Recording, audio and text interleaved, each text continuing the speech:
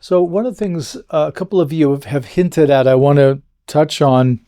There's a couple of uh, phenomenon that are worth knowing about and how to work with. And when we're talking about the breath awareness jhana practice, we're talking about the workings of energy and concentration. The energy is what we have available to do the meditation in that sense.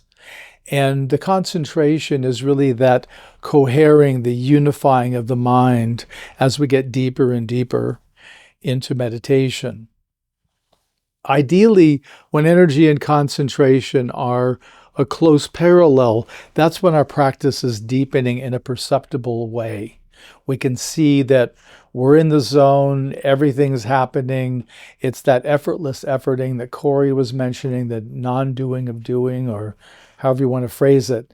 It's that. It's harmonized, it's working. But what happens when these get out of balance, which they do regularly? When the energy is high, we have lots of energy, yet our concentration is low, meaning we have a hard time getting a clarity with the breath. We can be with it, but it's fuzzy. I can't quite tell where it is. It's that kind of a feeling. That's a sign that the energy is higher than the concentration. It's called rising mind in Chan Buddhism. And for rising mind, we want to lower the energy. So we want to do things like go for a walk, do something that's going to burn off energy. And then we also want to deepen the concentration. Mostly that's done through rigor, like I mentioned to Margaret. It's getting a more formal practice, posture, a little more rigor. It's maybe opening our eyes momentarily to get some light in, taking a break, going for a walk, washing our face, taking a shower, whatever it is, to help get some clarity around it. Some people use caffeine, of course, but the energy is already high. That's the problem with caffeine.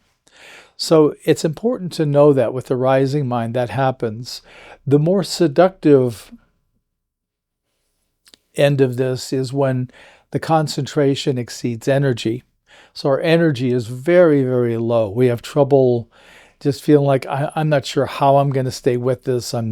It's kind of an exhaustion, tired sort of energy. But what happens is our concentration is high, energy is low. We get into a phenomenon called sinking mind. And sinking mind is very seductive.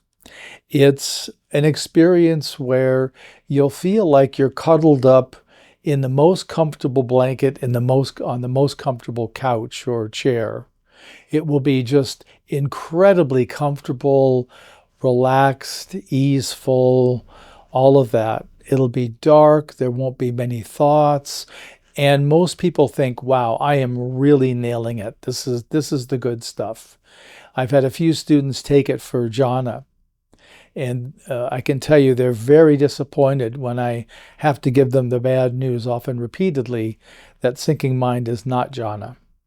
So I mention it so that you recognize it. The number one feature, the difference between the practice progressing when energy and concentration are high together, is that there's going to be a clarity.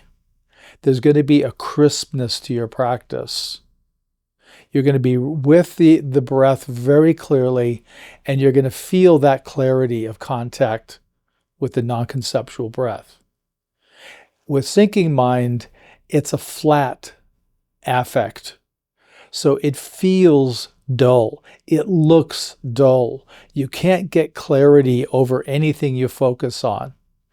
So it's the dullness you want to pay attention to when that happens.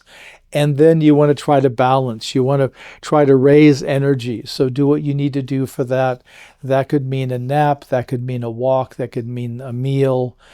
It could be a variety of things. But whatever you need to get that back in balance, to raise the energy to where it's closer to concentration. Does that all make sense?